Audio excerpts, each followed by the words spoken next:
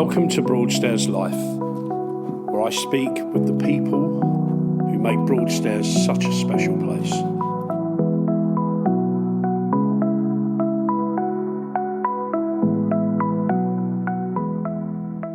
Welcome to Broadstairs Life. Today, actually, we're sat in the cool basement of the Best of Times Bookshop and Cafe here with Gavin. So thanks for doing this today, Gavin. Really appreciate it.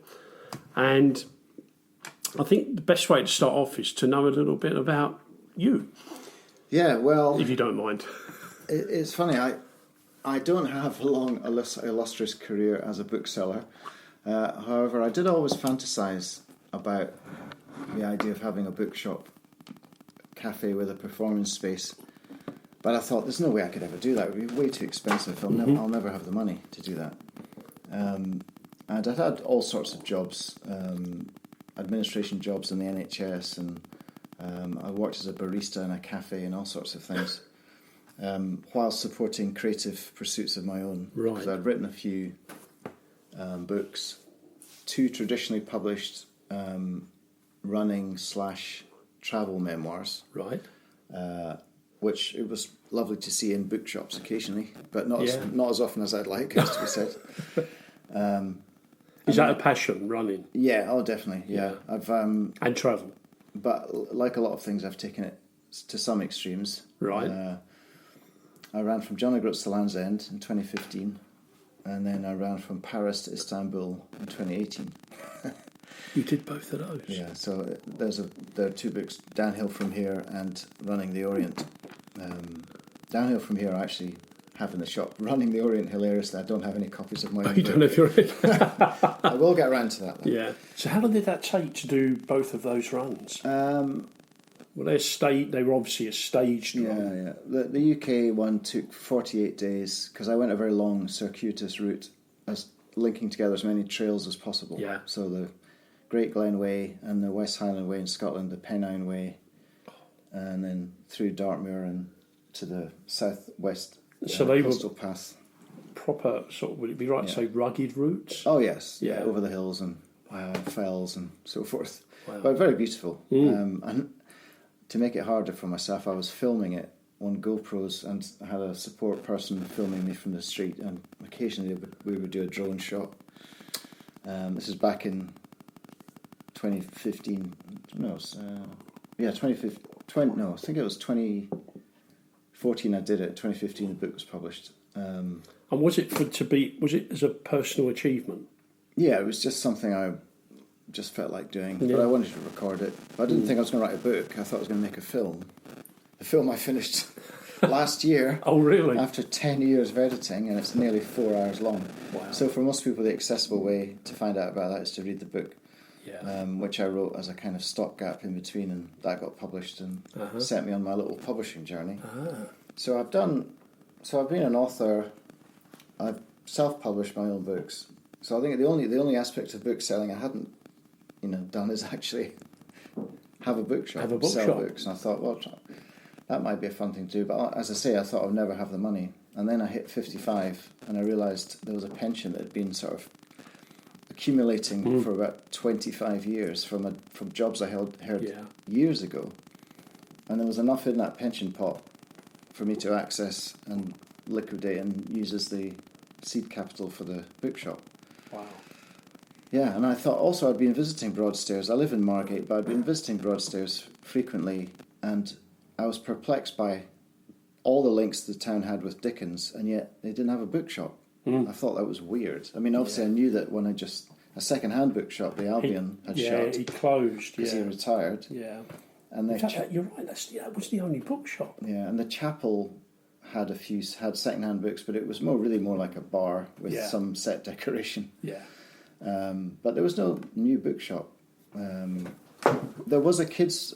There's Staples, which has a kids bookshop. Yes, there is down at Reading Street. And Store Collective have quite a good collection of picture books for kids, but for adults, new books, nothing at all. You have to go to Westwood Cross, and obviously tourists are never going to go there. No. So I thought there seems to be a gap in the market, and then I looked for a property, and as I discovered, it's not like Margate. In Broadstairs, there's very few quality rental properties available. Yeah. When they do come up, they go fast. So at first I was looking at one on the high street, which has now become, I think it's called Angels for Dogs. It's a charity. Oh yeah, the one up, yeah. But that was huge. That was twice the size of this one, and I would never have been able to afford to fit out the interior and fill it with books for the money I had. Yeah. So I'm actually quite glad that didn't happen, and I got this one instead, because this is a perfect size for me. So what was this beforehand? This used to be Fort's Cafe, and they've moved across the road. But I know Will, one of the owners of Fort's, from the running club in Margate. So he very kindly sort of helped me negotiate them to be released early from their contract, because they'd moved 3 months before the end of their contract. Oh, really? And they were still required to pay rent. So it was obviously in their interest to, if they could surrender that contract early, I could get in early, and they would save some rent. So it'd be good for me, good for them. So we did that, with a little bit of help from lawyers. And, although I did all my legal stuff myself to save money. Probably saved about £2,000 or £3,000. And then I still didn't really have enough. You know, when I added it all up and what it would cost, the budget was still way more than, you know. It's a big thing to do, isn't it? Yeah, and it's 2 floors, and it was in quite a state. It needed a lot of work, so I had to paint everything. I had to build furniture, because I built that massive thing. Right.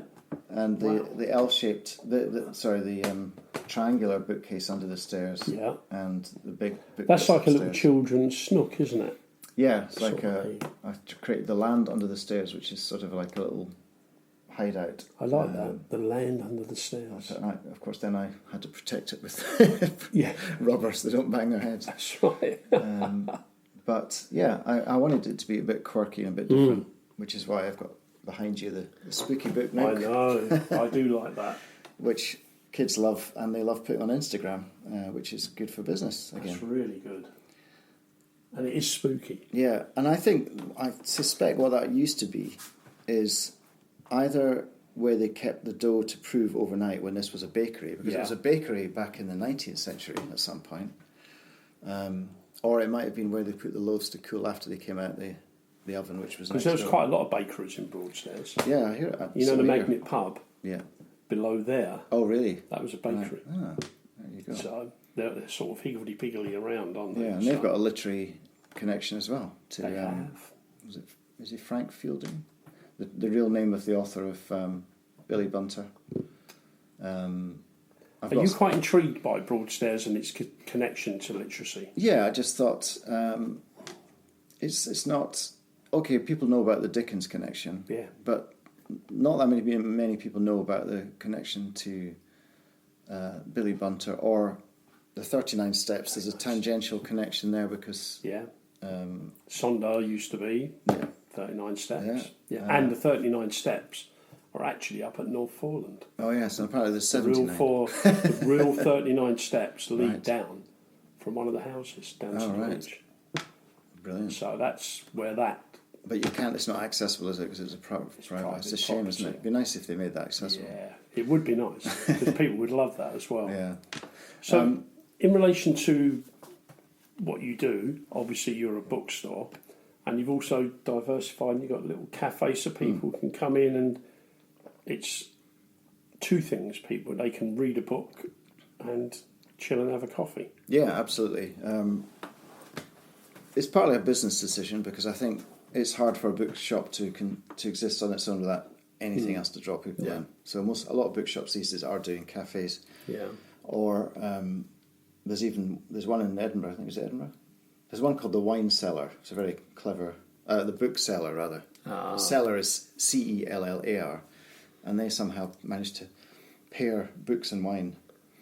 But I just thought a coffee shop. Yeah.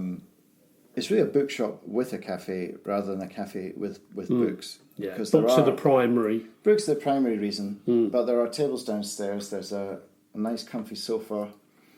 There's tables by the window, and there's some other spaces to sit here and there. And do you find people do come in and they come down and they will sit down and have a read of a book? Yeah, I had a booking the other day for 5 people, and they sat here for 2 hours down here just chatting. And I have books on the table that used to be in the window that have been yellowed and expanded by the extraordinary heat of summer. Oh, of course. So I can't sell them. No. But they're nice to have on the table for people to pick up. Exactly. So if people do want to have a coffee and come and they can't afford to buy a book today, they can sit and just read one that's there, and then, maybe they'll at some point decide to buy it. Yeah, well, you never know. Yeah, I tell you what I did notice in your window, you've got the fact that you do a lot of first editions. Yeah. Which are signed. Yes. There's a local collector who's in his 70s, and he has, I won't name him because I'm not sure he wants people to know who he was, but he is downsizing from having lived in a 5-bedroom house or something to a much smaller space, and he's got room after room for the books stacked from floor to ceiling with his collection, and he needs to get rid of it. So we agreed. He came in one day and told me this, and I thought, this guy could be crazy, or he might be telling me, because he said I've got 10,000 books and about 1,000 of them are signed, and I thought, that's a big collection. Can I believe that? But I went round to see it, and yes, he does. So I said to him, well, I can't take more than a fraction of your collection, but I'm happy to take them, and we'll split the cost. We'll sell them, and we'll just share. Yeah. Equity. And do people search out for? I mean, obviously they must search out first editions that are signed. Yeah, there are a lot of, and there are people who collect particular authors. If you're into David Eddings, we've got a lot of David Eddings fantasy novels at the moment. We had a first edition signed copy of the Satanic Verses that went, and Tom Hanks' collection of short stories in a beautiful slipcase signed with a postcard, and I think it was a limited edition of 300 or something. That went pretty quickly. I was going to say, I bet that did. Yeah. But there's, a lot of the books are not as valuable as that, but they're in beautiful condition, and they're all first editions, and many of them are signed. I remember many years ago I used to have a charity, and we got J.K. Rowling, Philosopher's Stone, first edition, signed. And that we put into a charity auction, and the person who bought it back when it was first published has still got it. Yeah, they're worth a bit because they're worth quite a lot of money. Although you might not think so, the first edition of that was only about 500 copies, I think, because they had no idea. It seemed an unfashionable book at the time. They had no idea if it was going to succeed. So yeah, if you've got that one, before the reprint obviously was fast. It went a little bit mad. But the first edition of that is. So do you carry a variety of books? So people are down in Broadstairs, you've got a variety of different books. I've got contemporary and classic fiction. I've got a whole massive bookcase of that. Children's literature. I've got some poetry, a little bit of history, politics and culture. I've got a good science fiction, fantasy and horror and thriller collection. Books about the outdoors and travel. A few travel books. And I am hoping to expand some into other areas. I want to have a philosophy collection because I'm into What's the most popular? Oh, is that difficult to say? That people tend to veer towards a certain area of books? It's very varied. It's very varied. I'm not even sure I can... Because honestly, the first day I opened, I sold a copy of Crime and Punishment, and then... what I call a beach read, like a holiday book, a fun romance, and that was kind of the variety over so even is the that first real? week. Absolutely everything. There's every kind of reader in Broadstairs, as far as I can tell. Books that personal favourites of mine have gone, which is great. I've sold a few of my own. I don't tell people that they're mine. You just sell them. I just put them on the shelf, and because I want them to buy them because they like the look of them, and they're like, not because they are trying to help out the owner of the shop. That's quite a good way to be, isn't it? Because then you're not pressuring someone. That's my book. Yeah, no, I'm almost embarrassed sometimes to say that, but I don't know why. It's always been hard to say, yes, I'm a writer. Yeah. So you're happy with where you are situated, because you're in that, I call this the quirky bit of Broadstairs, because we've got the nice cafes and the little bars and the little restaurants, haven't we? Yeah, it's an area that's beginning to become noticed, but it's just a tiny little bit out of the way. But the hilarious thing is it's 30 seconds from the seafront. Yeah. But you have to come up a tiny little side street, and then, three of us. There's three in a row that are really nice. There's Bar Ingo, tapas bar, which is great. I'm in the middle, and then Albion Pearl that does this beautiful mid-century. I was just looking at furniture. That, it's like absolutely stunning stuff. Yeah, incredible.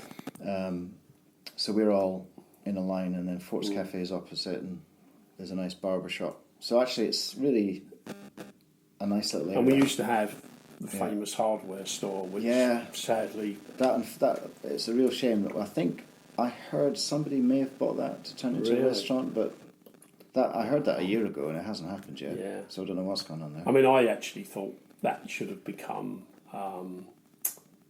the new Four Candles pub because of the link to the Four Candles. Yeah. Because of Ronnie Barker, Yeah. etc. Keep the literary And that connection would have been going. absolutely brilliant. That would have been brilliant.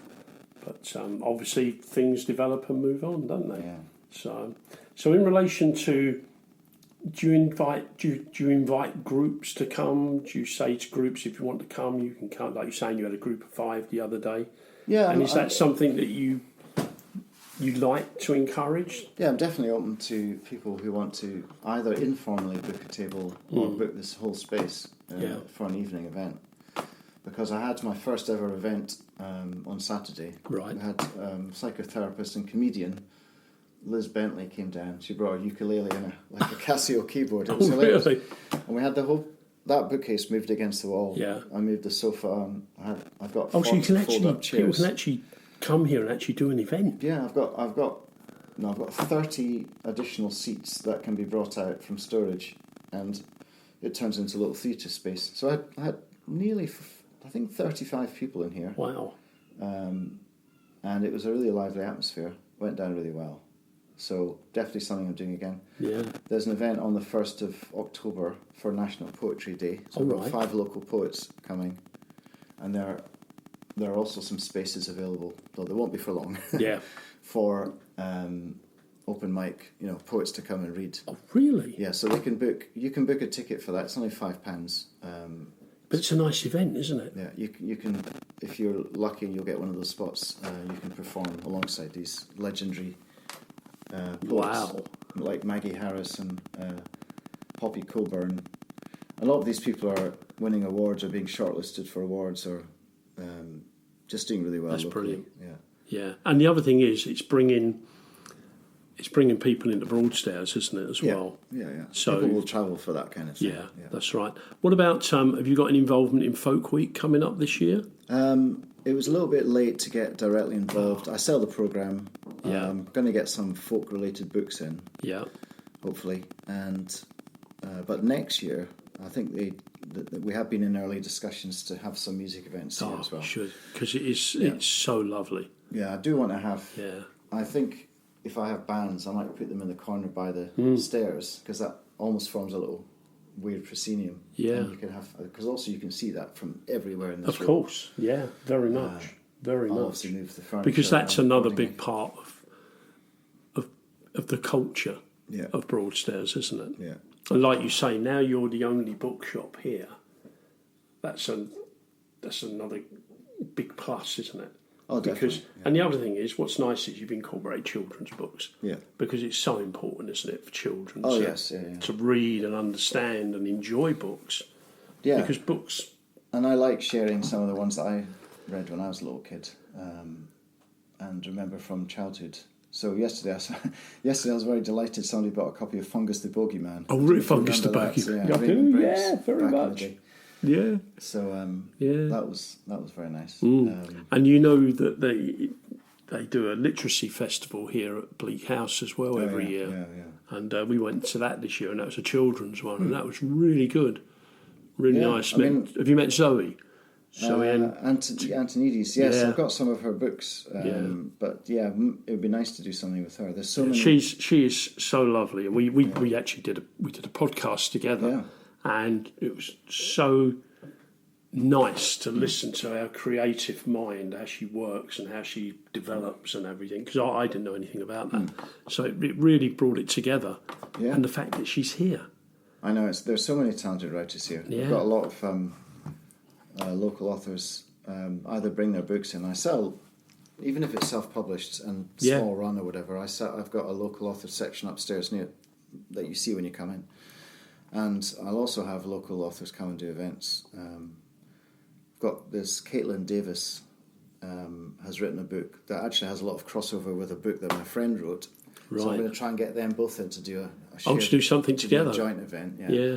So, so really, what I think is nice, just what you're doing is the fact it's not just books, is it? Yeah. You're bringing it's a little community little things together, isn't it? Yeah. That's what it is. It's like a community hub. Yeah. And that's, I think, is really good for Broadstairs. I mean, I am so passionate about Broadstairs.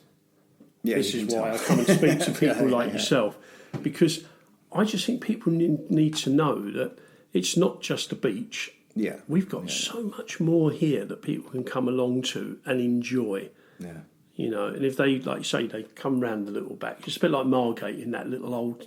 People don't realise that's that. You need to venture a little bit further. Quirky place. I feel like if the local council put a few more little signs saying, or like gave this little quarter a name, one of those things, and kind of had little signs pointing people up there to, go this way for that, and that might help because a lot of people, they don't know there's much up here. No. Obviously they want. And the other thing is, you only have to walk 20 seconds from here. Yeah. And we've got Oliver Postgate's house. Yes, I was going to mention. Yes, I've got a clanger up there. You got a clanger? Top of the shelf. Can't beat the clanger. I still like the clangers even now. Yeah, no, I do. I would like to do. I've got a plan for incorporating a clanger. I don't want to say too much. Don't say any more. Keep it a secret until it's ready. Somewhere in this building. Yeah. But I need to make it happen. Yeah. But yeah, I like that connection because I was a massive fan of his work. Clanger's work. Back in the day. In fact, all of his work was good, wasn't Clanger's thing kind of almost launched my interest in science fiction. Really? From being like 3 or 4 into aliens and books about them. So I've got quite an extensive science fiction section. In fact, I over-ordered books so I couldn't fit half of them on the shelves. Oh, really? So yeah, I've got a lot of books. So how do you source your books? Do you look for local authors when you're talking about local authors? Do you search them out? It's almost like they find me though, because really? Yeah, because I obviously don't necessarily know who's local, and I don't know where people live necessarily, but I have done some research, and I've got some local authors working, obviously, but they do come into the shop, and if they say they're local, I'll always stock their work. And the other thing I want to be accessible in that way. Yeah, and the other thing is we've got some really good local historians who've written books as well. Yeah, no, definitely. I've got a local interest section that I need to expand. Yeah, I mean, there's a really good Broadstairs history group down here, and there's one guy that I know of. I won't mention his name on here, but he knows everything. He's written a book. All right, I need to ask him about my oven. No. If he doesn't know, he'll be able to find out when was that built. When was this place a bakery? Oh wow. Did Charles Dickens come and buy his rules here? You never know. You never know. Well, you don't know, do you? No. This is the thing, because we have got such a big link to history. So, So what would you say, anybody who's down in Broadstairs, what would you say to them about your place? I would just say, come in, order a coffee. You can walk around with it. It's absolutely fine. Sit in the scary place. Dare you to read for 5 minutes in the spooky nook. In the spooky book nook. Make sure you do go downstairs, because quite a lot of people, because I've almost hidden the stairs behind a massive bookcase, which may have been foolish, they don't know that this whole section exists, and I have to point them down here. But just come and you'll. This is not the kind of bookshop where you come with a book in mind you want to buy. If you want that, you may have to go to a larger store. Yeah. This is the kind of place you go where you know you want to read something, but you're not sure what. You browse. You browse. That is all about browsing. That's what bookshops are for. They're for not knowing what you want and then suddenly being surprised, which you cannot do on the internet. No. It's not going to happen. No matter, the algorithm will never tell you about things you didn't know you like. Exactly. And the other thing is, this is what my wife is always saying. I mean, a lot of people now do Kindle because it's convenient and you can take it on holiday and have 20 books on there. But there's nothing like holding a physical book and moving them pages. Yeah. And looking at the cover. I think somehow doing that work makes it stick better, I think, almost. Yeah. And I think you get more engrossed, don't you? Yeah, and then you can share it with people, and then you have your own little library at home where when someone comes around they can browse. Yeah. and find something that they... Or you could just say, Never would you thought. like to borrow my book? Yeah, but bring it back. Bring it back. Yeah, that's the most important thing. So you've been here for 2 months? Just 2 months. Yeah? Yeah. Enjoying it? Yeah. No, Yeah. it's been good. You got a lot of plans? I mean, obviously, the plans I have way exceed the budget I have. Yeah. But I will slowly build up and add more events. Yeah. And I've got things like I want to do a book group called the Very Weird Book Group, which is not for very weird people, but more for very weird books. Yeah. Is that books that are a little bit out there? Yeah, so if authors like Italo Calvino or Angela Carter, and newer authors like this one, Luis Lopez Carrasco, and the one book I'm reading at the moment, which is Ben Pester's The Expansion Project, which has got a very strange premise. A lot of them are very short, which is quite helpful, I think, with book groups. You're not asking someone to read one piece. Do you have like a book club here? Well, that's what I'm talking about. Is that one of the things you're trying? Yeah, so people get together. But it has to discuss. be organic. Yeah, it has to be organic. Yeah. You can't just kind of force it. So I'm collecting people who might be interested in those kind of books. And once I've got enough, I'll send out an email and suggest the first get together. That sounds good. Because it'll get me reading more. Because weirdly enough, as a bookseller, you'd think I'd have lots of time. I don't have much time. I was going to say, because you've got a business. Yeah, and then when you're not here, you're probably doing other things related to this. Yeah, so quite a lot of the time. I need to build in more time for reading myself. Yeah. I read a lot of first chapters for obvious reasons. And you don't go past them. Well, just I have to know what everything is. So I have to have a better idea of what all these books are. So if people want to find you, the address is... 1 Chandos Road. Yeah. Also check out the website, which is www.bestoftimesbooks.com. Lovely. You must have the S on the Times and Books. Right. There's an events page there. There's also 99 of the books that I sell in the shop are available. So you do them by online mail as order. well? Yeah. Not worldwide, because I can't quite... The customs and the postage and packaging would make it impossible. But anywhere in the UK you can buy the books from here if you want. Brilliant. Yeah. And say to people, come down and visit Broadstairs as well. Absolutely. So it's a win-win on both sides, isn't it? If you come down for the beach and it's pouring with rain, then this is the place you can go. Excellent. But come here anyway because it's nice and cool in the basement. It's wonderful. I must admit, sitting here now because it is very hot outside today. I'm not putting the heating on until I need to, because I think people find it's a refuge. And then you may find them sleeping down here on the side. I have to check every so often. Yeah. Oh no, brilliant. Gavin, thank you so much for today. Yeah. I really enjoyed that. Yeah. And as you say, if people want to come, you're the only bookshop in Broadstairs. I'm the only game in town. The only game in town. So come along and enjoy. So, Gavin, thanks very much. Really appreciate your time. Thank you. Thank you.